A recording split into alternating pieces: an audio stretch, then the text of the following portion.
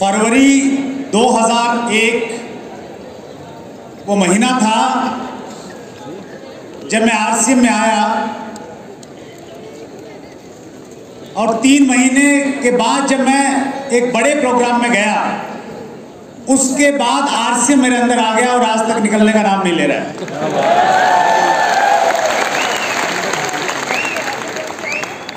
पिछले 22 सालों में जो मैंने सीखा है वो अगले 22 मिनट में आपको देने का प्रयास करूंगा।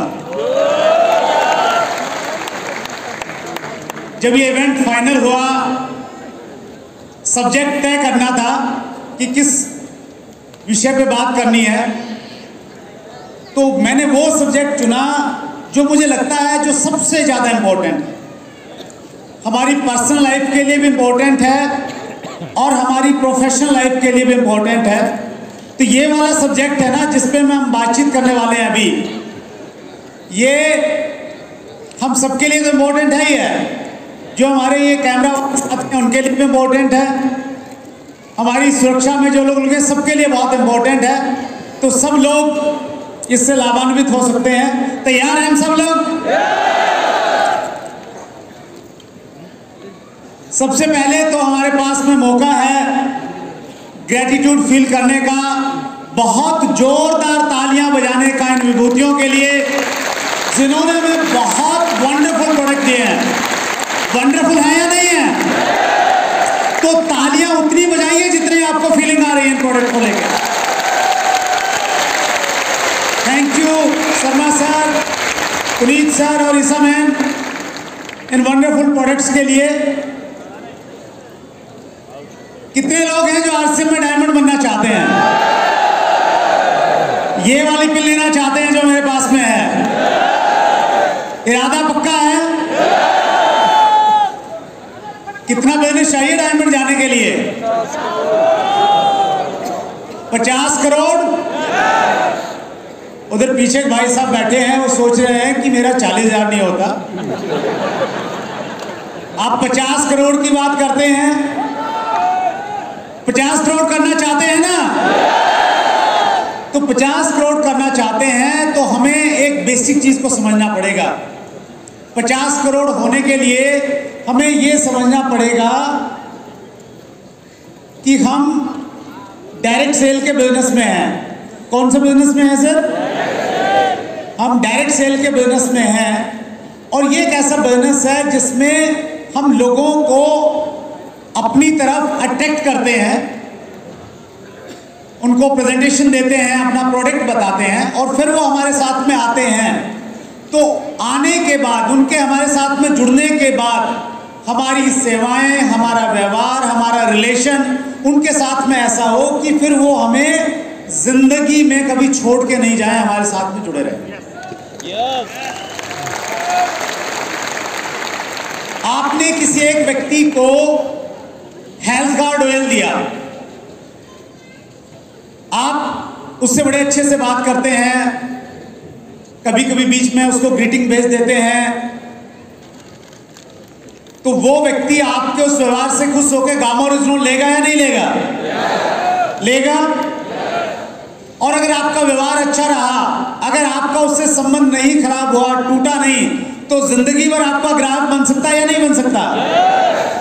इसी प्रकार से वो आपका ग्राहक बनेगा और इसी प्रकार से वो आपका डायरेक्ट सेलर बनके जिंदगी भर आपके साथ में जुड़ा रहना सकता है। तो हमने मेन इस चीज को समझना है कि हम लोगों के बिजनेस में हैं और लोगों को अगर हमने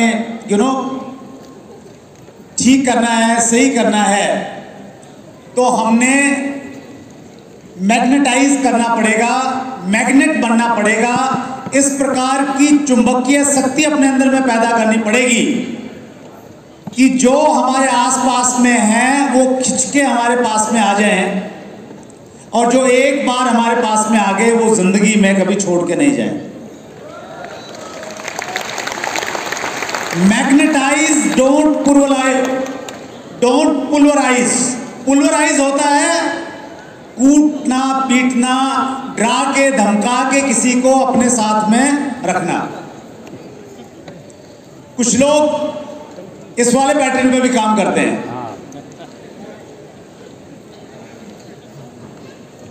अगर ये काम नहीं किया तो तेरा कोड कंपनी में बंद करवा दूंगा।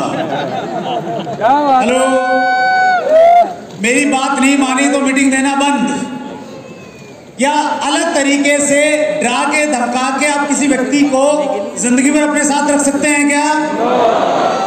लेकिन प्यार से आप उसको अपने साथ में रख सकते हैं। तो हमें ये वाला तरीका अपनाना है जिसमें हम मैग्नेटाइज करके उनको अपने साथ में रखेंगे। Become a magnetic personality. Diamond बनना है ना सर? तो डायमंड बनने से पहले आपने एक इतना अच्छा इंसान बनना है, इतनी चुंबकीय शक्ति, आकर्षण अपने अंदर पैदा कर लेना है कि कोई व्यक्ति एक बार अगर आपके दायरे में आ गया तो फिर वो जिंदगी भर के लिए आपका बन के रह जाए।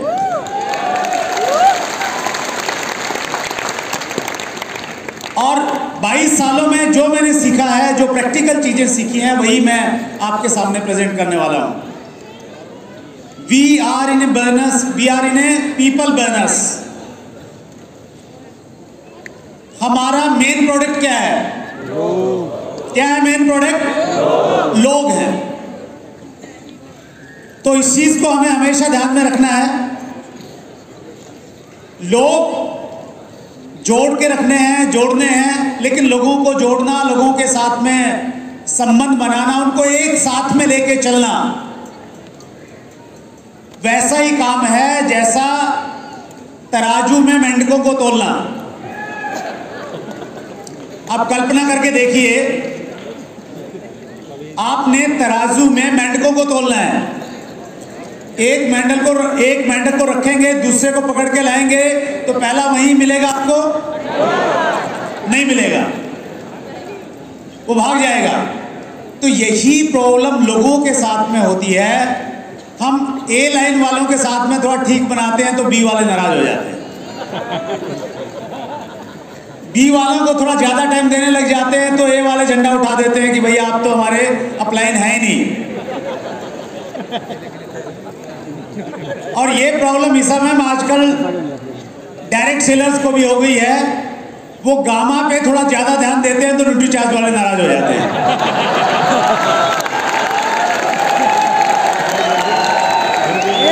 ई सोल की थोड़ी ज्यादा बात करते हैं तो हरित संजीवन वाले बोलते हैं हमें तो भूल ही गए आप। तो ये एक बड़ा टिपिकल सिनेरियो बनता है कि आप सबको एक साथ में लेके कैसे चलें, राइट? लेकिन ये बहुत ज्यादा मुश्किल नहीं है। कुछ चीजों को अगर हम लोग अपनाएंगे तो हम लोग लेके चल सकते हैं। रिलेशंस बहुत इंपॉर्टेंट है। Relations are more important than product. कितने लोग सहमत हैं इस बात से? Relations are more important than opportunity. Relations are more important than compensation plan. अभी हमारा नया प्लान आया है, बढ़िया है, शानदार है, लेकिन प्लान से भी ज्यादा इंपॉर्टेंट क्या है? लोगों के साथ में आपके रिश्ते कैसे हैं। वो अगर रिश्ते अच्छे नहीं हैं तो फिर कैसा भी प्लान आ जाए काम करेगा क्या? नहीं करेगा। And relations are more important than skills. यानी सबसे इंपॉर्टेंट अगर कोई चीज है तो वो क्या है? रिलेशन, वो रिश्ता। और डायमंड जाने के लिए भी एक चीज लगती है और वो लगती है सच्चा, प्यारा, मजबूत रिश्ता।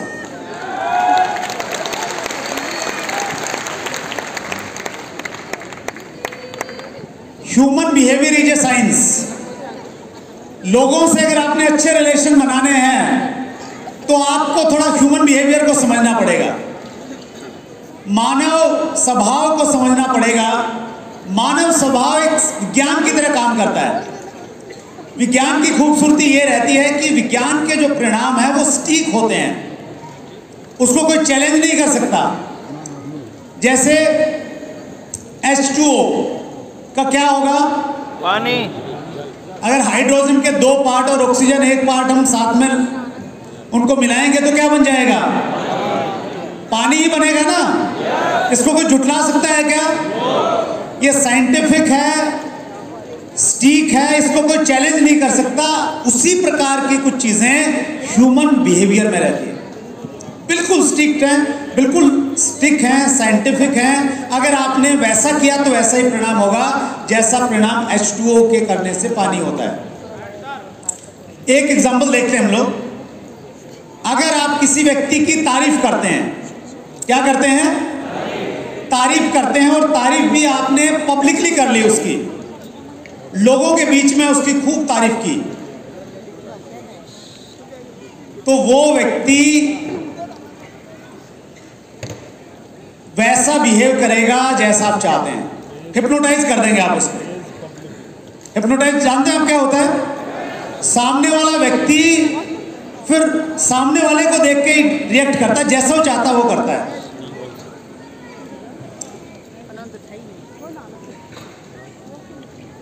लेकिन अगर आपने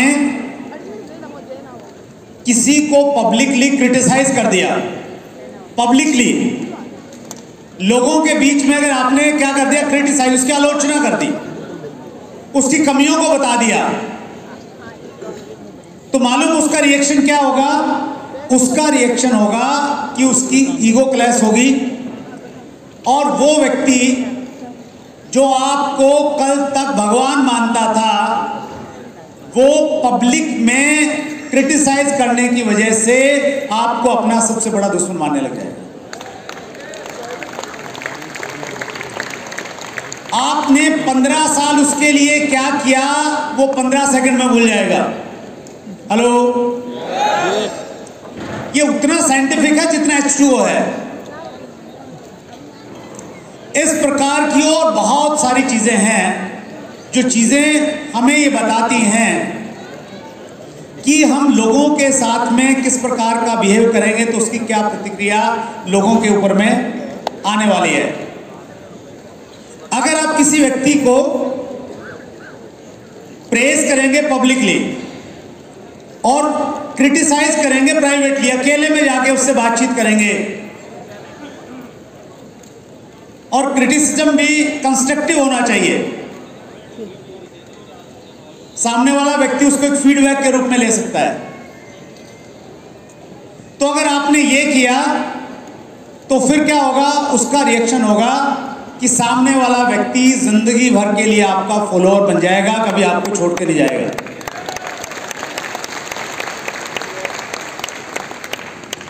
चूंकि हम लीडरशिप के बिजनेस में हैं, हम एक ऐसे व्यापार में हैं जब बहुत सारे लोगों को आप लीड करते हैं, उनका नेतृत्व करते हैं, तो ऐसे बहुत सारे मौके आएंगे जब आपने किसी व्यक्ति को करेक्ट करना होगा। तो अगर आपने किसी व्यक्ति को करेक्ट करना है तो उसका तरीका यह है कि आप अकेले में उसे बातचीत करें। किसमें बातचीत करें सर? अकेले में। समय महत्वपूर्ण है कि किस समय और किस टोन में आप उसको बातचीत कर रहे हैं।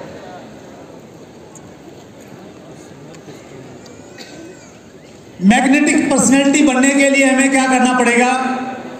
देखिए, दो तरह के रिलेशन हैं। एक रिलेशन है फैमिली रिलेशंस और दूसरे रिलेशन है बिजनेस रिलेशंस।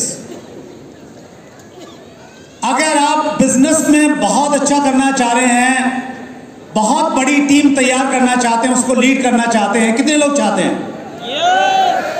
सभी चाहते हैं। उसके लिए सबसे पहले आपने अपनी होम टीम को लीड करना पड़ेगा। अगर आप अपने घर की 5-6 लोगों की टीम के डायमंड नहीं बन सकते हैं तो आप भूल जाइए, आप RCM के डायमंड बन जाएंगे। हमारा फैमिली रिलेशन जो होता है वही हमारे बिजनेस रिलेशन में रिफ्लेक्ट करता है। आपको मैं एक छोटा सा टास्क दे रहा हूं, होमवर्क करेंगे। आप चेक करना कि आपकी वाइफ के साथ में कैसे रिलेशन है, आपके पेरेंट्स के साथ कैसे रिलेशन है, बच्चों के साथ में कैसे रिलेशन है, अपनी ग्रांड फैमिली के साथ में कैसे रिलेशन है। अगर वो रिलेशन आपके अच्छे हैं हर जगह, तो फिर बिजनेस में आपके रिलेशन बहुत अच्छे हो जाएंगे। और घर में ही रिलेशन अच्छे नहीं है तो फिर बाहर बहुत मुश्किल है।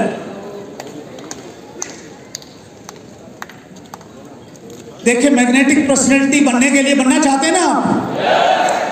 कुछ पॉइंट्स मैं जल्दी जल्दी कवर करने की कोशिश करता हूं। सबसे पहले, have a heart full of love without expectations. दिल सबके पास में है और गामा ओरिजिनल और हेल्थ गार्ड हमारे उस दिल की बहुत रक्षा करता है, उसको हेल्प करता है अगर हम नियमित इस्तेमाल करते हैं। यस और नो?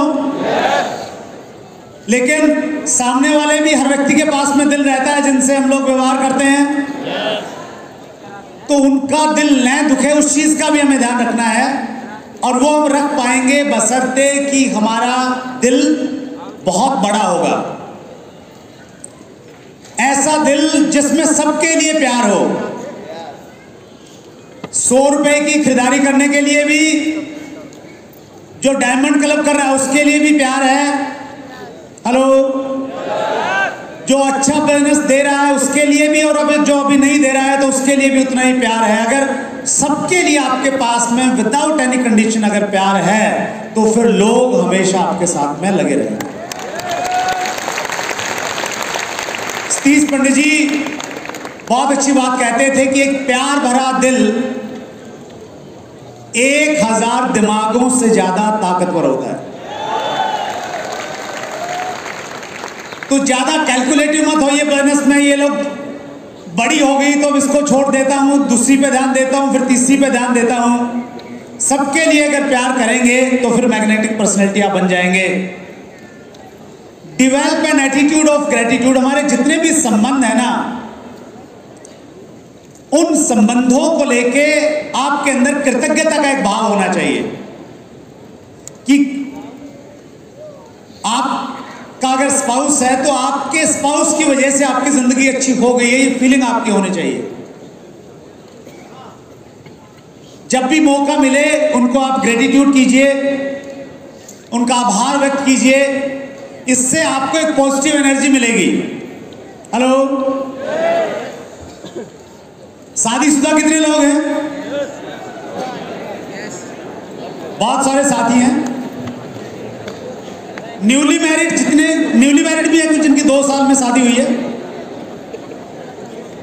न्यूली मैरिड को और जो फोन खरीदता है नया नया, उन दोनों को एक अफसोस हमेशा रहता है कि अगर थोड़ी देर और इंतजार कर लेता तो बढ़िया मॉडल मिल जाता।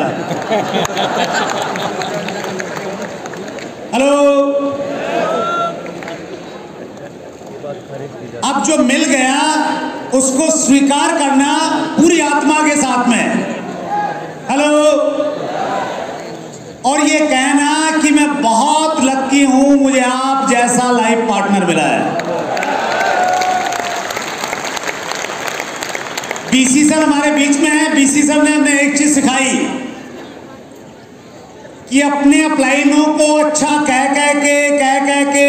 के अच्छा बना दो। अपनी पत्नी को अच्छा कह के अच्छा बना दो। अपने बच्चों को अच्छा कह के अच्छा बना दो। और उसका मैंने प्रैक्टिकल इस्तेमाल किया।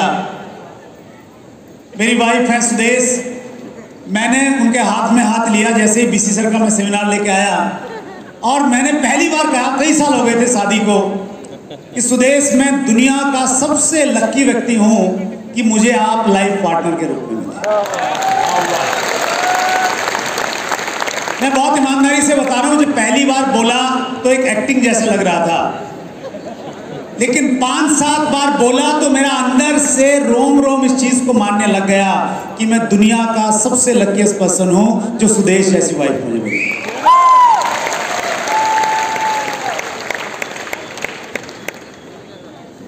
आप भी कर सकते हैं। कितने लोग कर सकते हैं? बस इतना कीजिए आप। अगर आपकी वाइफ आज यहाँ पे हैं तो मीटिंग के बाद, अगर नहीं है तो जाके थोड़ा हाथ पकड़ के बात करनी है सर। अपनी वाली का तो पकड़ सकते हैं ना अच्छे से, तो अच्छे से हाथ पकड़ के बोलिए कि मैं बहुत लकी हूं। थोड़ा दिल पे पत्थर रख के बोल दीजिए एक बार। कि मैं बहुत लकी हूं कि मुझे आप जीवन साथी के रूप में मिले। और एक दो चीज़ें और बता दीजिए कि आपके आने के बाद, जैसे मैंने सुदेश को बताया कि आपके आने के बाद हम गांव से शहर में शिफ्ट हो गए, आपके आने के बाद आरसीएम बिजनेस मिल गया और आरसीएम से जिंदगी बदल गई। तो ऐसी 3-4 बातें जब मैंने ऐसे बोली, सुदेश को भी लगने लग गया और मेरे को भी लगने लग गया और हमारी जिंदगी बिल्कुल एकदम बिंदास बन गई। तो रिश्ता कोई भी है उसमें ग्रेटिट्यूड की फीलिंग आप लेके आइए। अपलाइन के प्रति भी ऐसा कर सकते हैं, बच्चों के प्रति, पेरेंट्स के प्रति। Be a good finder, look for good in others. हर रिश्ते में जो भी लोग हमारे साथ में है ना, उनमें कुछ अच्छाइयाँ होती हैं, कुछ बुराइयाँ होती हैं। या सुनो, अच्छा आप में से कोई ऐसा व्यक्ति है जो कहे जी मेरे अंदर कोई बुराई नहीं है? मैं ध्यान से देखने की कोशिश करूंगा। है कोई? तो जब हमारे अंदर कमियां हैं तो हम सामने वाले से क्यों संपूर्णता की अपेक्षा रखते हैं कि मेरी पत्नी में सब कुछ संपूर्ण होना चाहिए, मेरे पति में सब कुछ होना चाहिए। तो हमने क्या करना है सर? हमने राजहंस बनना है। राजहंस एक पक्षी होता है, उसकी विशेषता होती है, शर्मा साहब हमारे बीच में है, हमको अच्छे से मालूम होगा। अगर राजहंस के सामने आप दूध और पानी मिला के रख देंगे तो राजहंस उसमें से दूध पी जाता है और पानी को छोड़ देता है। ये भगवान ने उसको एक वरदान दिया है। तो आप भी राजहंस बन जाइए। हर रिश्ते में अच्छी चीजों को ध्यान में रखिए और जो आपको अच्छी नहीं लगती उनको भूल जाइए, उनको दिमाग में मत लेके आइए। हर रिश्ता अच्छा हो सकता है। Do your duty. बहुत बार लोग कहते हैं कि सर मैं तो रिश्ता अच्छा रखना चाहता हूं, सामने वाला नहीं रखना चाहता, डाउनलाइन नहीं बना के रखता। हेलो, अपलाइन नी सपोर्ट कर रहा, क्या करूं मैं? अगर आपकी ये प्रॉब्लम है तो मैं आपको ये कहना चाहता हूं, अगर आप अपना कर्तव्य अच्छे से पालन करेंगे तो सामने वाला देर सवेर वैसा हो जाएगा जैसा आप उसे चाहते हैं। लेकिन आपकी वाइफ आपको लगता है वो अच्छी नहीं है, वो अपना कर्तव्य पूरा नहीं कर रही है, तो आपने क्या करना है? ये नहीं याद दिलाना कि तुम्हारा ये फर्ज है। आपने बस अपने आप को ये कहना है, पति होने के नाते मेरे जितने भी फर्ज हैं मैं वो सारे अच्छे से निभाऊंगा। अगर ऐसा निभाते रहे तो धीरे धीरे आपकी पत्नी भी अपने फर्ज निभाने लग जाएगी। अगर आपको लगता है कि आपके पिताजी ने आपको ज्यादा संपत्ति नहीं दी, हेलो, आप अच्छे पुत्र होने का फर्ज निभाते रहिए, आपके पिता भी बहुत अच्छे पिता बन जाएंगे अगले कुछ महीनों और सालों में। प्यार का फूल बंजर भूमि में भी पैदा किया जा सकता है, बस थोड़ी मेहनत लगेगी, थोड़ी ज्यादा देखभाल लगेगी। लेकिन एक बार अगर आपने उस बंजर भूमि में वो फूल प्यार का खिला दिया तो लोग आपको सलाम करेंगे, लोग आपको कहेंगे कि यार इस व्यक्ति से भी इसके रिलेशन अच्छे हैं, तो ये आदमी कमाल का है। 5वां पॉइंट कहता है develop caring attitude. Caring attitude थोड़ा रखिए, क्योंकि लोगों को इस चीज की परवाह नहीं है कि आपके पास कितना पैसा है, कौन सी पिन है, कौन सी गाड़ी है। बस उनको सिर्फ एक बात की परवाह है कि आप उनकी कितनी परवाह करते हैं। हेलो, एक परवाह ही बताती है कि आप कितना ख्याल रखते हैं। एक परवाह ही बताती है कि आप कितना ख्याल रखते हैं, वरना रिश्तों को तोलने के लिए कोई तराजू नहीं होता।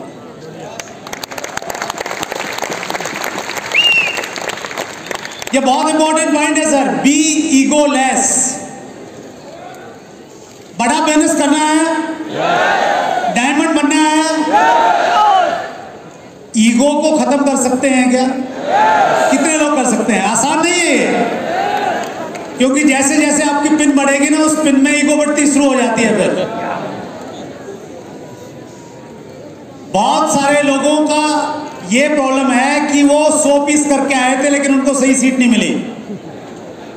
हेलो, ये एक ईगो है। ये भी बहुत बार आप किसी प्रोग्राम में जाएंगे, आपको लगेगा कि आपको सही सीट नहीं मिली। ये क्या है? ये ईगो है। जितनी ईगो होगी, ईगो एक्चुअली ना आपके पैरों में बेड़ियों को काम करती है, वो आपको मंजिल की तरफ नहीं बढ़ने देती है। तो हर रिश्ते में, वो कोई भी रिश्ता है, इवन आप एक पिता हैं तो ईगो में मत रहिए। आप पिता हैं, आपके बच्चे हैं, जब आप गलत हैं तो बच्चों से माफी मांगिए, क्योंकि माफी मांगने से कोई छोटा हो जाता है क्या? एक आदमी अगर गलती करे और माफी मांग ले, सॉरी कह दे, तो उसको कहते हैं ऑनेस्ट पर्सन, ईमानदार व्यक्ति है। गलती की, माफी मांग ली। एक व्यक्ति श्योर नहीं है कि उसने गलती की या नहीं, गलती उसकी थी या सामने वाले की, फिर भी गलती मान ले, उसको कहते हैं वाइज पर्सन, बुद्धिमान व्यक्ति है। लड़ाई झगड़ा नहीं बढ़ाया, गलती मान ली।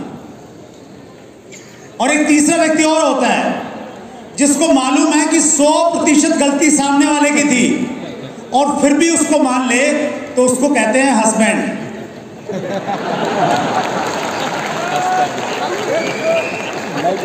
हेलो, तो कितने हस्बैंड बैठे हैं यहाँ पे? भाई दी वाइफ भी ये काम कर सकती हैं। तो गलती, सॉरी एक ऐसा वर्ड है, देखिए जब आप सॉरी मांगेंगे ना तो आपकी ईगो बैलेंस हो जाएगी। मैंने बहुत बार अपने बच्चों से मैंने माफी मांगी है, सीरियसली सॉरी फील किया है कि बेटा सॉरी, कल मैं गुस्से में था, मैंने आपको गलत बोल दिया। क्योंकि जब आप सॉरी बोलते हैं ना सर, सॉरी का मतलब ये नहीं है कि गलत कौन था, सॉरी का मतलब ये है कि आप उस रिश्ते की वैल्यू करते हैं, उसकी कदर समझते हैं।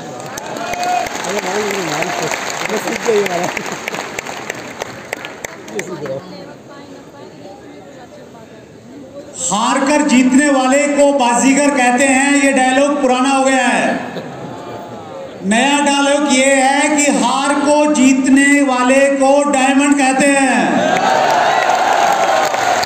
डायमंड बनना चाहते हैं ना, तो फिर अगर हारना पड़े, हार स्वीकार करनी पड़े, तो मान लीजिए कोई प्रॉब्लम नहीं है। तो मेरे पास में पर्चा आ गया है, मैं एक दो इंपॉर्टेंट पॉइंट लेता हूँ। 8वां पॉइंट मुझे बहुत इंपॉर्टेंट लग रहा है, resolve conflicts as soon as possible. देखिए जब संबंध चलेंगे, साथ में हम चलेंगे, पति पत्नी है, अपलाइन डाउनलाइन है, कुलीग्स हैं, तो कुछ न कुछ ऐसी बातें होंगी जिसमें थोड़ा सा मनमुटाव आ सकता है, असहमति हो सकती है चीज़ों को लेके, राइट? होता है या नहीं होता है? आगे भी होगा। तो जब ऐसी सिचुएशन आए तो आपने क्या करना है? आपने उस कॉन्फ्लिक्ट को जल्दी से जल्दी खत्म करना है। और उसका एक तरीका बता रहा हूं जो मैंने सीखा है। मेरा अगर सुदेश के साथ में थोड़ा सा खटपट हो गई, कितने लोगों की होती है? बहुत बढ़िया, आप डायमंड बन सकते हैं। अगर खटपट होगी तो पहले क्या होता था, आरसीएम के एजुकेशन से पहले वो मौन व्रत हफ्ते हफ्ते चल जाता था, 10-10 दिन तक बात नहीं करते थे।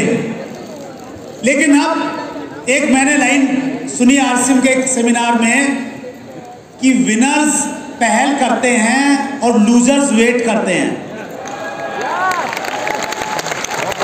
आप विनर बनना चाहते हैं ना, तो आपने पहल करनी है बोलने की। तो मेरी और सुदेश की कोई बातचीत होती है तो 5 मिनट के अंदर अंदर मैं जाके उनसे बातचीत करता हूँ। ये अलग बात है, हमेशा विनर मैं ही रहता हूँ। तो 5 मिनट में मैं जाके बातचीत कर लेता हूँ। और एक और वजह है उस बातचीत करने की, और आपकी भी होनी चाहिए। पता है क्या, हमारी लाइफ में बहुत सारी अनसर्टेनिटीज हैं। पता नहीं हम कल रहेंगे या नहीं रहेंगे, किसी को श्योरिटी है क्या? नहीं है। कल का कोई भरोसा नहीं किसी को। जब ये भरोसा नहीं है कि कितने दिन का जीवन है, फिर क्यों लोगों से झगड़े लेना, क्यों पंगे मोल लेना, क्यों अनबन रहना? हो सकता कल ही बुलावा आ जाए।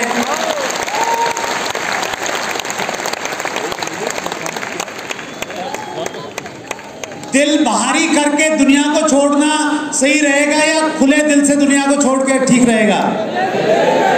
खुले दिल से जाना चाहिए।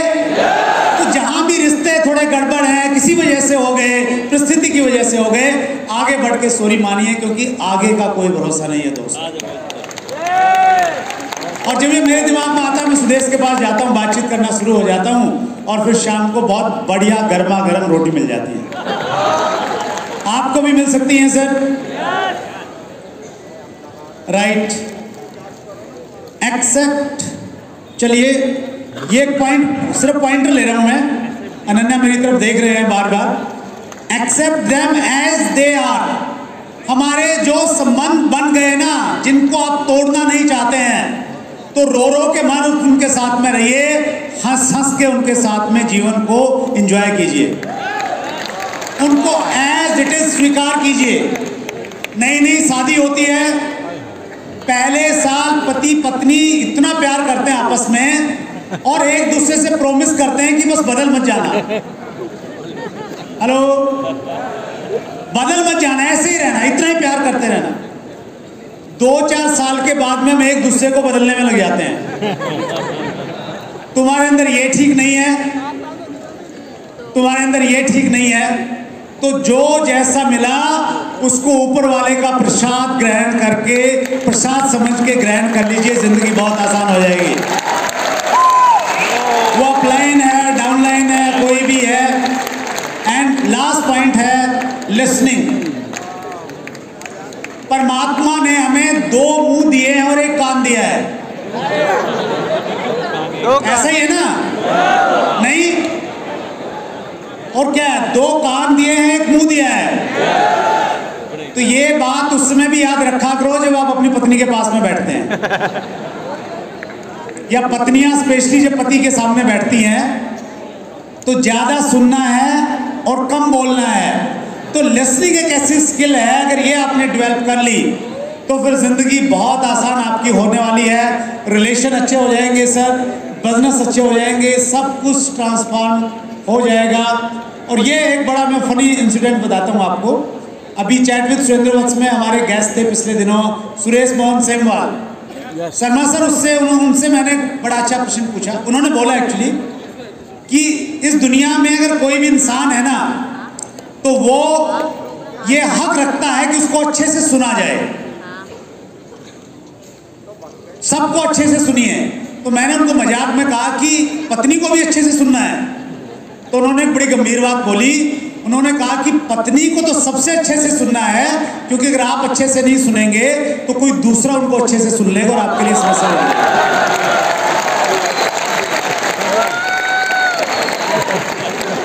समस्या बढ़ानी है क्या? कम करनी है? तो क्या करना है? सबको अच्छे से सुनना है।